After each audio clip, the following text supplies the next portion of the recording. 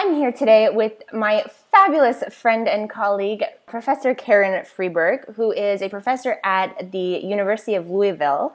I know that I'm not pronouncing that properly for the locals. Karen she's awesome. She specializes, or she does a lot of research in social media and crisis communications, and she has dedicated some time for us today to talk about, she's part of the Google Glass, what's it called, the Explorers program? Yeah, the Explorers program. And she wanted to sit and talk with me today to kind of give us all the lowdown of how Google Glass is going to affect crisis communications, crisis management in the very, very near future. So I'm super excited. I've been waiting all week, Karen, to sit and chat with you here today. And thank you so much for spending the time. And I see that you have the Google Glasses on you. I do, but thank you again for the really, really nice introduction, Melissa. And I have to say, you're fabulous. You are one of the must-follow blogs in social media crisis, and I tell my students that at the University of Louisville. And don't feel guilty. I'm still trying to learn how to pronounce Louisville myself as a Californian. But yeah, I really appreciate the opportunity to talk to you and your viewers and your readers about Google Glass. It's been an exciting program to be part of. I bet, and thank you for saying that. But yeah, okay, so you just did something really cool.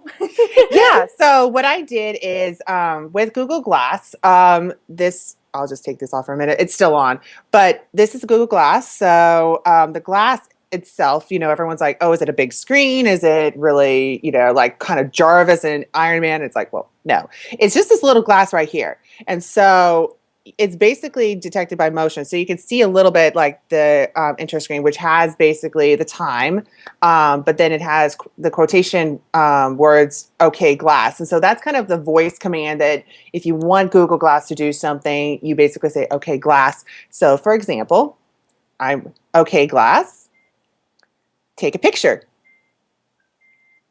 So right now, I didn't touch anything. I just used my voice to take a picture, and it allows you to also share your pictures, videos, and even send text messages by using your voice. So the voice recognition software is pretty cool with Google Glass. But so what I can do now is I can actually share this picture on Twitter, Google Plus, or Facebook, or even send an email and attach. So lots of cool things. It's a cool toy to play around with. Absolutely.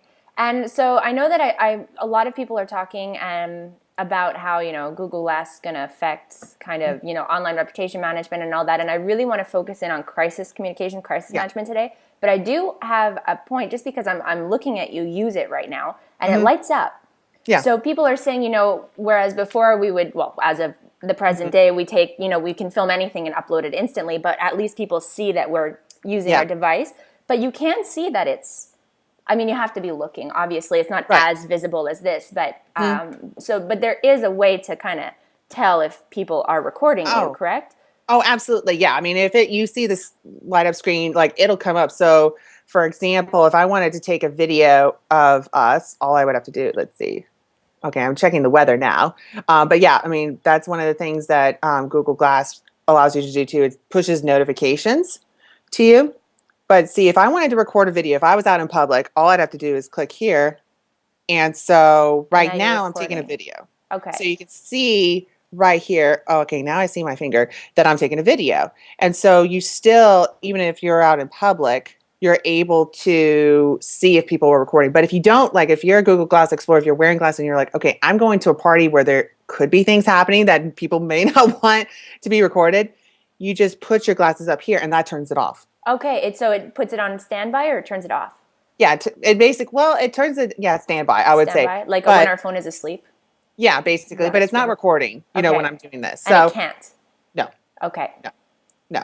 So that's what I've done too, like when I've gone out to certain places, like there's been a few places that I've gone on campus, in terms of, research facilities. I'm like, okay, can't put it on. And don't make anybody nervous. It's not worth it. Right. And then, I would say the majority of the reactions that I've gotten, like, especially walking around Louisville and on campus, people are kind of looking and they're like, what is that? And then I've had some students that are like, oh my gosh, there's Google Glass. That is so cool. But the problem too that you see here with Glass is like, this is kind of how a lot of people wear them without the lenses. But with Google Glass, you have the option of having clear lens or you can actually have sunglasses. And I think with the sunglasses, it makes it look like just regular glasses. So you really can't tell that there is. Okay. Awesome. Actually, I saw a picture of you wearing it, and I thought you had it over your sunglasses. So if you Yeah. need prescription glasses, you just put the lenses right on Google Glass. No, I mean, No. yeah, I mean, because that's one of the issues that the Explorer program is kind of addressing. Okay. Because one of the challenges that I have is I'm actually farsighted. So, Okay. so when I'm looking at the glass itself right here, I really have to concentrate, because it's near here. So it's kind of blurry for Okay. me. So I really have to kind of look hard. But that's one of the things that the Explorer program is doing is it's still in beta form. And so we're testing out these new features and just letting Google know, hey, this is one of the things we'd like to do. And I have a lot of friends that wear glasses. And so for them, they're like, okay, we would have to wear contact lenses to use this. So And if, yeah, or but it would be cool if they just made it so that you just get, your prescription lenses fitted for that, for the Google Glass. I'm also ready for them to actually customize the lenses. Like if they had Prada lenses, if they had Burke. Oh my goodness, yes. That fashion involved. Yeah, no kidding. Professionals, we're fashionable bunch. We need to have our fashionable glasses. So the other issue is, and I know we're not on topic yet, but it's, just a couple things that are on my mind out of curiosity. I think we spoke about it last week when we had our little virtual coffee date.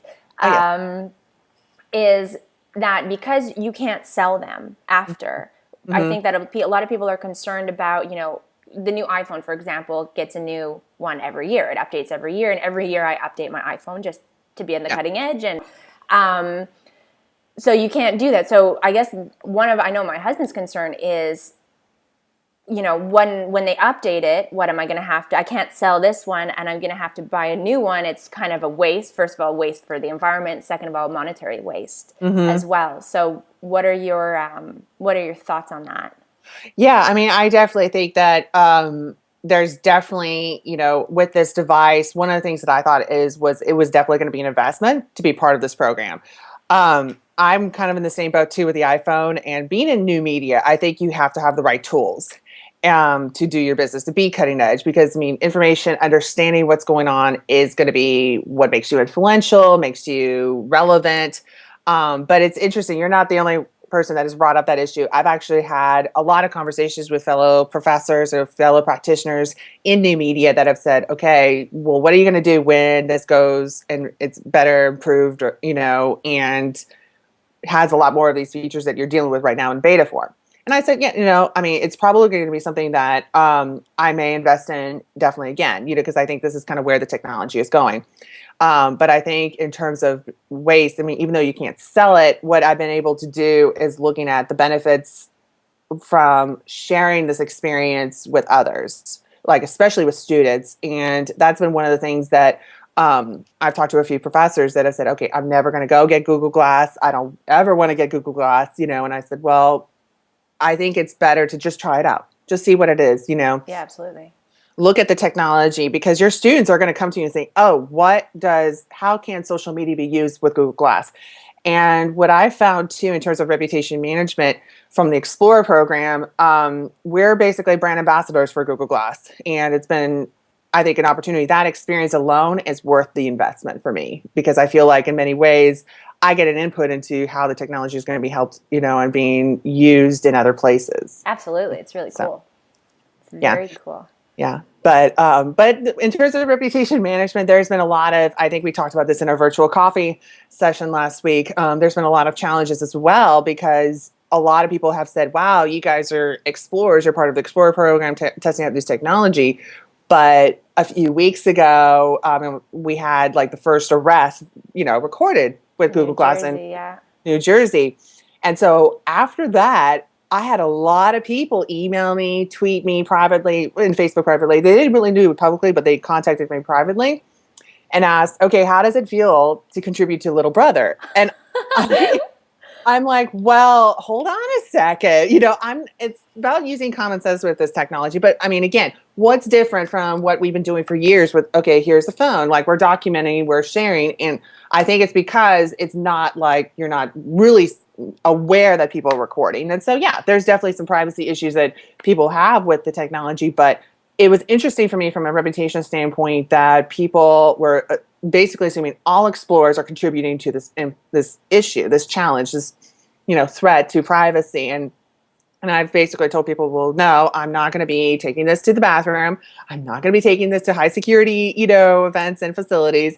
It's about looking at the time and place of when to use it. And there's some places where it's cool to use it to share experiences, and there's been a lot of people wearing them on roller coaster rides, to, go to games, I mean, it's about using common sense with the technology. Absolutely, being responsible. And of course, I mean, the technology already exists. So if somebody wants to record something, there's nothing to say. It's not the Google Glass that's going to make it more convenient, or, that's going to make it happen when it's not already happening. It is already happening. Yeah. Yeah, absolutely. And I think it's one of the things that I've been talking already with a few people that I know with, some of the businesses and organizations I consult with, is just to kind of get them used to the idea, like, you may have to, like, I asked them first, okay, do you have a social media policy? And a lot of them do now, which is very reassuring. But I've had to tell them, like, well, you need to definitely make sure you include some sort of mobile component and something that kind of says, okay, what happens if you have an employee that wears these? What are some things that you have to make sure that you talk with legal about to make sure that, you have this, incorporated. Absolutely. Right. And a lot, and that's the thing with this technology being embedded form, you see a lot of these explorers ranging across all sorts of industries. And it's a really nice community. And I'd be happy to share my screen with you so your viewers. Absolutely. Okay, so let me do that, because I definitely think this is, something that not a lot of people, so you get to see yourself. So this is actually our community, our Glass community that we're a part of. So it's really been interesting for me to kind of see who's getting Glass. And there's actually a lot of professors that have gotten Glass. Which they're going to be using in the classroom, they're using in research. So we've all connected with each other. But, we also share what we've taken in terms of pictures.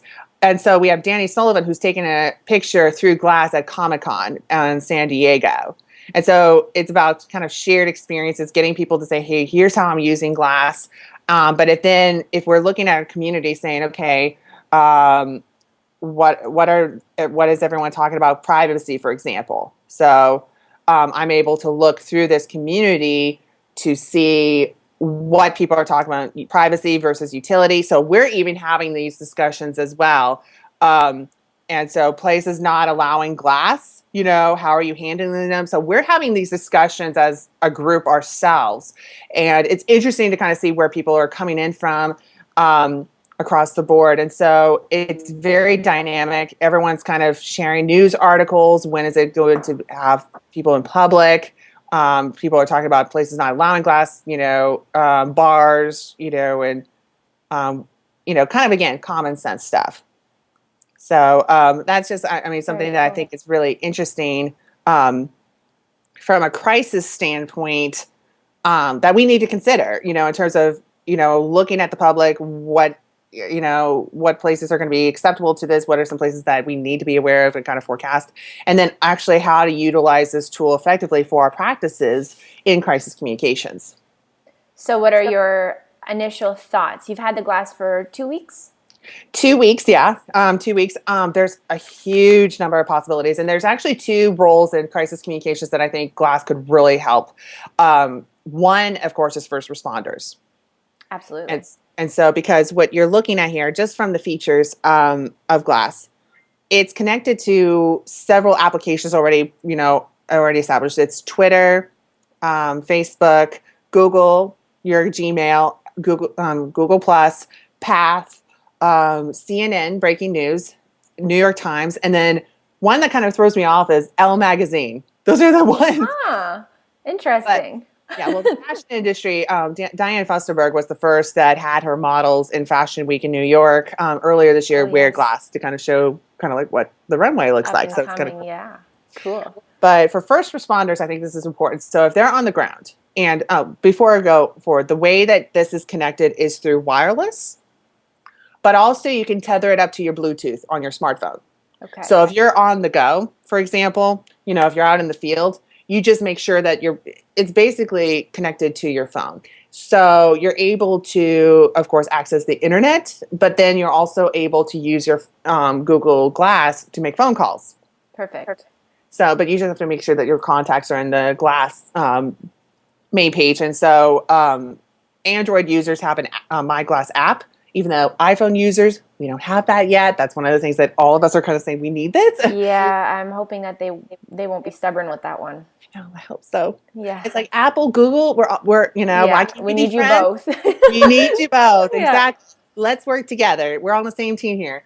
But for first responders, what's really exciting developments, I think that would really be helpful for first responders if they had Glass. One, they'd be able to take videos and pictures in real time and upload them immediately. And with video, the initial setting is 10 seconds, but you can get as much as 45 minutes of video. Okay.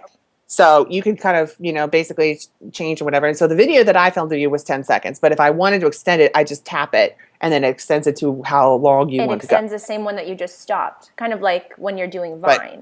where Right. you tap, right? So, Right. okay. So it just kind of keeps on going. Yeah. And so I think basically updating people on the ground, kind of like, okay, this is real eyewitness, and so you're able to kind of use your hands to do other things. So you're able to take video from your perspective. So it really gives people a real window, like, okay, this is what this first responder is seeing. And it's unfiltered. But one of the other developments that came out a few days ago was that hackers were actually able to develop an app that does facial recognition. Okay. So if you are a first responder, let's say for a disaster, Wow. Yeah. and you're able to identify, people, upload those and say, okay, your family is safe. We have real-time pictures of this. Or the other flip side that you have to take into consideration is like, okay, if you're identifying someone who's injured or even was killed, deceased, what does that mean? The legal implications. It goes back to policies. I mean, it's the same as, now, what is it? It's the organization, the first responders, it's their responsibility not to publish that information before it's time. It'll be the same thing. Yeah. It just will make, the technology will make it easier to identify it. And that is amazing. Yeah. And I think that's something too, again, with the policies, like I think a lot of these organizations need to be on top of these things because, explorers, we need to have training, we need to have education, so again, kind of testing and saying, okay, provide these ethical training practices on what you can and cannot share, without going through the legal process. Also too, with Google Glass, it's tied to Google Maps. So if you need to get to certain directions, you don't have to necessarily be like, okay, I need to look at my phone. Like if you need to be able to go immediately say, okay, Google Glass, okay, Glass, take me here. And it'll give you directions. So it kind of gives you another opportunity to multitask differently. Absolutely. So can I just ask you a side question? When you just said now in your example, okay, Glass, did it activate? Is it that responsive? Because it's technically off. I have to go up and then now you see the screen. Okay. Because to tilt it up, it basically wakes it up. Okay. And so. And when you tilt it up to put it on your head. Yeah, it's the same thing. And then now it's off. It's off. So when it's vertical, perhaps that's what the sensor is. When it's completely vertical, it's off, and then. Okay. Yeah, it's motion detect because then you set that up because if you want to basically say, okay, if I look way up, like because you don't want to turn it on all the time, you have to do like so. I basically turn up, my head saying, okay, this is going to be the time where I'm going to be basically, I want to use Glass. Okay. But that was the thing that I've noticed too. Like when I was, moving around initially, I think I had just like a little nod on. I do that too much, so it's turning it on. You become more aware of your actions, your habits. Yeah. Well, and also too, what you could do too is you can actually search for terms on Glass as well using Google. So if you're out in the field saying, okay, I need to know what people are saying, about like if you see some kind of epidemic or something, okay, it's like, okay, I don't have like my notes saying, okay, what is this? You can Google it. Okay. Well, I would expect that as much from Google. Yeah, exactly. Exactly. So, but one thing that I did let them know, I said they do need to kind of work on, with their voice recognition, if you're using it to search for terms, take pictures, whatever, is really good. But I noticed with just kind of testing out, there's some words and some things that they need to still work on because I thought, okay, online reputation management, I'm going to search for myself to see what comes up. So I said, okay, Google, okay, Glass, Google Karen Freberg. I got results from Karen Freberg. Well, Well, that was another concern. When we spoke last week, you said that it is much more, I don't know what the word is, but it's better than Siri, basically. Yeah, it is better. Which is good because Siri makes a lot of mistakes. But I'm sure that audio technology like that has never been perfect yet. Yeah. So I suppose I want to mention somebody, and I forget his company. So you know Mike McKenna. Yeah. From what's the company? I feel terrible. Oh my gosh. It's slipped my mind, which always happens when I'm in the moment. So I'm gonna, because I definitely want to. I'm just thinking how, I mean, the Crisis Show would be a great place to talk about Google Glass and first responders. I mean, Mike McKenna is brilliant at what he does in that. Absolutely. I'm sorry, I want to credit him. No, I'll put it in the notes below. Okay. Sorry, Mike. but yeah, so when you're talking about first responders and that, and I'm thinking, Mike McKenna would love to talk about this. So be sure to reach out. Well, yeah. And also, Mr. Media Training, Brad would Phillips, also, yes.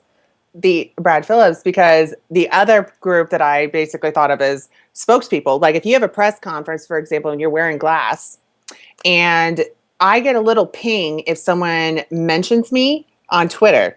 So if you're going over here and you get a ping, I'm like, okay, hold on a second. I need to see, oh, Melissa just mentioned me or had a question on Twitter or said something or tweeted something that I said that I'm like, well, wait, let me clarify what I said. So wow. You could also email your notes. So it's basically like a mini teleprompter saying, okay, here's my statement. Here. Cheating. Well, you can. But yeah, no, as long as you don't sit there like this, right? Yeah, exactly. Your eye get a little tired by looking at your right corner. Yeah. And think it'll be a little obvious. It could be a little obvious, but yeah.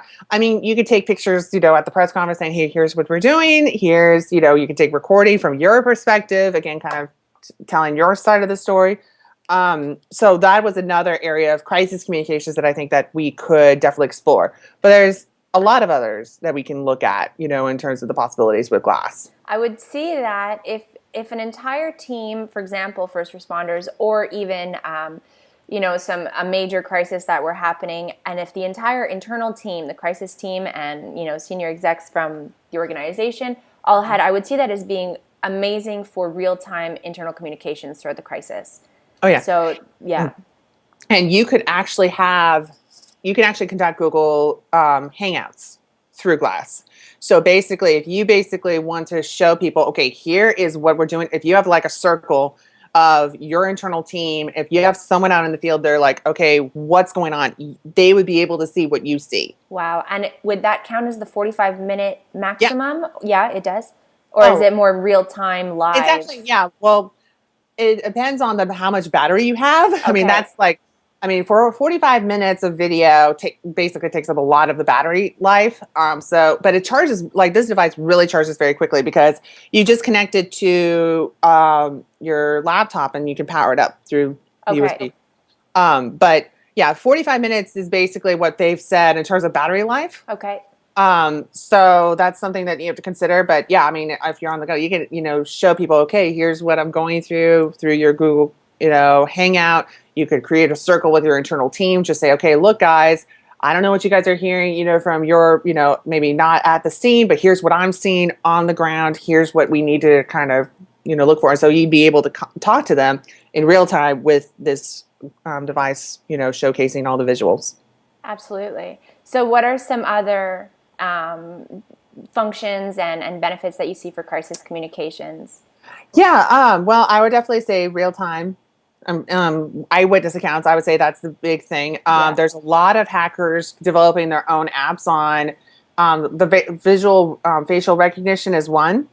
Okay. That we're seeing. I think there's been a lot of discussions, I know, from higher ed and athletics, in terms of, okay, what would we do if, like for higher education, for example, how do we deal with, people, using glass on campus? What are the benefits of students wearing them or student athletes? Does student athletes, if they, like, it really kind of promotes the real time, like what happens if a student athlete goes somewhere they're not supposed to, recording, and it's basically broadcast to the world? in real time. It really kind of picks up, the need to really be on track of, the technology and really be in track of how people are using them across the board. So, I mean, there's still a lot of possibilities in there. Beautiful. Yeah. But the technology is evolving too. I mean, I think there's a lot of things that are just coming out. I think the facial recognition app, I think when I saw that, I thought immediately that could be totally applied to crisis communications, both in a good way, but also in a way that, okay, if you're, for example, what would it, been the situation if we had glass, if people were wearing glass at the Boston Marathon? Yeah. I mean, what would be the ramifications? What would be some of the situations? I mean, there's a lot. It was also all out. It was already gruesome enough with the live footage and the live. Yeah, I mean, it was already horrific. But I mean, it really. I think one area that this is going to see a lot of push towards is citizen journalism. I mean, really, Absolutely. Again, yeah, I mean, I have a lot of broadcasting friends and colleagues that have basically said, yeah, this is going to change reporting. This is going to change a lot of things. But again, we need the training. We need the education. We need to kind of think of these scenarios beforehand, like what would happen if we were faced with a situation, or if you saw something, and what would be, if people saw you, like if you were experiencing something on the ground and people saw you with glass, how do you protect yourself? Yes, I was thinking about that this morning, actually, before we jumped on the call together of emotion takes things to all another level. And if people are already, you're contributing to little brother and this and that, then there might be some, grabbing off the face, different things. But I think that there's going to be a lot of risk, a lot of opportunities, like you said. And it like in everything. I mean, Vine comes out. Vine has a lot of risk for organizations, has a lot of opportunities for, crisis communications, viralization of, negative content that can evolve into a crisis. It's the same thing with everything new. So it is going to be about understanding the risk, understanding the features and the functions of the tool, the technology, and doing, a vulnerability audit within whatever organization you're with, whether you're a first responder, whether you're, the city, a government agency, whether you're an oil company, whatever you are, and preparing for it in advance. And like you said, it's about education, it's about preparedness. And that's what you and I are both all about, with our blog and with my clients, with your students, and et cetera, et cetera. So, which is why I'm so happy to be talking to you about it today, because it gives us a really nice glimpse into what's to come in the very near future. Absolutely. And I would say too that we're in an industry, I would say in all crisis communications, I mean, new media is really a huge component now, and we're going to see it just grow leaps and bounds. And I think this is one of the reasons why I wanted to be part of the Explorer program, was because I just talking to some of my colleagues, and it's been interesting to see what has been reported in the news about Google Glass in terms of the features. And I actually found out by talking to the representatives of Glass, which the training that I got, I went to their Google's LA office. It was phenomenal. Okay. And they answered a lot of my questions, because I was concerned. Like, there were a lot of things that were being published that I thought, okay, like if I let someone try out my glass, it would no longer cease to work. And so I thought, well, okay, I'm going to have 24 students in my social media class. I know that they're going to all be like, I want to try on Google Glass. Absolutely. So I asked them, is this true? And they're like, no. And people have said, well, it's kind of like augmented reality, where you'd be able to have a little screen out here, where you'd be able to touch screens. And I'm like, well, no, the glass is right here. But there were a lot of things that I was reading about that weren't necessarily true about glass. Misconceptions. Yeah, misconceptions. So that's with, some of my friends, both professionally and personally, that they've been kind of like, I don't know about glass. I really don't know about it. I'm like, well, look, let me show you. At least try, because, some of these, friends that I have are teachers. They're going to have questions from their students, and they want to make sure that they're giving them the right information, the right tool, saying, yeah, I tried it. Here's what it can do.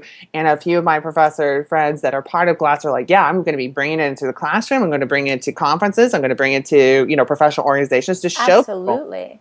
It's very important. And I mean, the second that I'm able to, I think that it's important. And I think that it's important that we as, you and I, but we as in, just professionals within, we can't shy away from it. We can't, because it is the up and coming, it is, wearable technology. This is the introduction to wearable technology, and it's not going to be a trend. It's going to be here to stay, and it's only going to amplify and improve and, be mainstream, Absolutely. So we all have to embrace it. At least, I would say, at least one person within an organization needs to understand, and by understanding, you need to try it. You need to test it. You need to analyze the risk, and you need to prepare for it.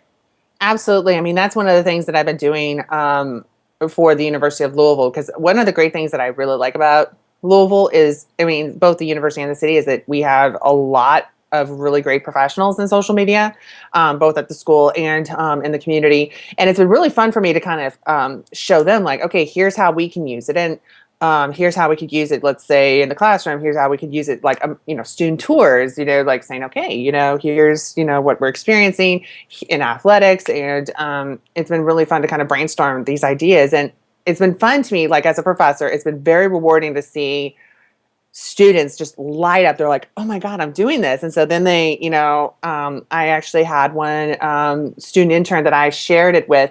And so he was able to take, videos and pictures about his experience being an intern at the University of Louisville. And so he just was very, very excited about being, part of this, and so I think that's what it's all about. It's about sharing knowledge, sharing the experiences, so people can, understand the technology and be able to talk about it. Absolutely. And being responsible with it. And being responsible does mean as well analyzing the risk and preparing the organization, for that, and leveraging it to our advantage as well. So it's like with everything, once you analyze the risk and you prepare for it, then it's no longer such a big threat, and now you can use it for the benefits that it offers. So absolutely. It's the same thing. And even as an explorer, like, I mean, there were a lot of, opportunities and risks associated with being part of the program. I mean, it's definitely an investment, which I was willing to definitely say, hey, I'm in the area of new media. Like, if Absolutely. I have to understand the new technology. And I thought, well, it's cool technology. I'm going to so do this. Well, yeah. But the risk, it was surprising, like, to me, that I thought, okay, yeah, there could be some, kind of, I almost did like my internal SWOT, for myself, like, okay, what's the strengths, weaknesses, opportunities, and threats for me wearing Google Glass? And I definitely thought, yeah, there's going to be people that are going to be, definitely talking about the issue of privacy, some of the challenges related to that. But I would say the surprising thing was when this first arrest came out, that everyone was just like, you're contributing. They're automatically assuming that you're, part of the privacy issue. Like, you're contributing to it's a lack of understanding. Right. And so I think that there needs to be a lot more discussion, a lot more, blog posts, a lot more resources like your blog talking about this issue and saying, hey, look, this is what, we're dealing with. This is, here's some more information to read up on, Absolutely. We need to have these conversations. Yeah, definitely. Yes. Thank you so much, Karen, for having this conversation with me, and for, being the first to, and for offering it. When you sent me the email about, this is what I want to do, and let's record a conversation on crisis communication, it's like, oh my goodness, yes. So yeah, I wish we would be able to do in person, because I mean, just experiencing, I wish I would be able to transport myself from Louisville to Montreal, but it's just experiencing the new technology, I've been trying to get people to test it out. It's a lot of fun, and I appreciate you, inviting me and, and having this conversation. It's been a lot of fun. Of course. And where can people find you? They can find me, oh gosh, a lot of places. I write a blog that I write about social media crisis communication. It's www.karenfreberg.com/blog. And I'm also on Twitter. My handle is kfreberg, Facebook, Instagram, LinkedIn. I'm pretty much, you name it. I've lost track on how many platforms, but yeah, feel free to connect with me, and I'd love to share more information. I'm on Google Plus. Yes. Yeah. So good one to mention. And I definitely recommend, if you aren't following Karen yet, follow Karen, read her blog. She is another thought leader in the industry. She's always out there with she's wearing Google Glass. So follow her, check her out. Again, thank you so much, Karen. I'm so happy, and we'll do it again. And if you think of new ways that it's going to contribute to crisis communications, crisis management, send me, you know where to find me, and we'll do it again. And thank you so much. Thank you very much, Melissa.